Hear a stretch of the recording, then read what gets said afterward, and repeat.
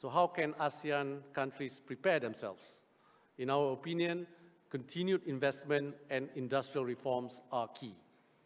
Given our strategic neutrality, location, and industrial capabilities, ASEAN, with its members' complementary strengths, have developed well into a high-value industrial base and services hub for the world.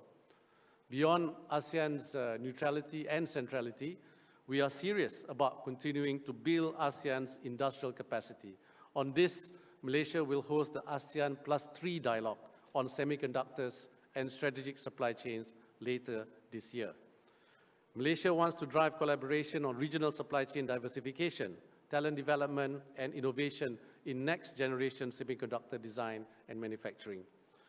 The two core principles that our chairmanship is anchored on, inclusivity and sustainability, will also help us translate these ambitions into real outcomes through 4 key strategic trusts and 18 PEDs, or priority economic deliverables. Among the PEDs that are key to ASEAN's united front in facing US tariffs include 1, the upgrading of the ASEAN Trade in Goods Agreement, the ATIGA. So we are determined to advance negotiations on reducing non-tariff barriers, streamlining regulations, and creating a more efficient, transparent supply chains across the region.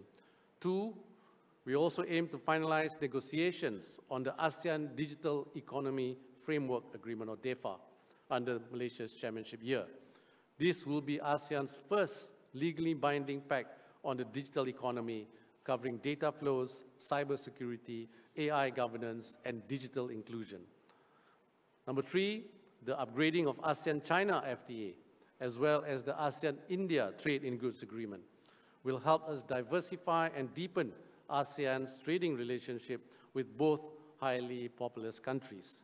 And number 4, ASEAN will also look to fully utilizing the Regional Comprehensive Economic Partnership, or RCEP, with partners such as Australia, China, Japan, and South Korea.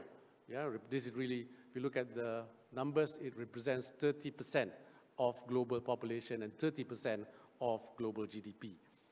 I must add that all these agreements will be nothing if our micro, small, medium enterprises, which make around 97% of our businesses across ASEAN, are left behind.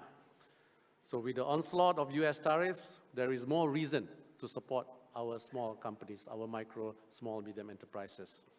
Aside from the establishment of the ASEAN Center of Excellence for Green MSMEs, we have to also look at other ways to empower smaller businesses with the right support for their survivability in these trying times.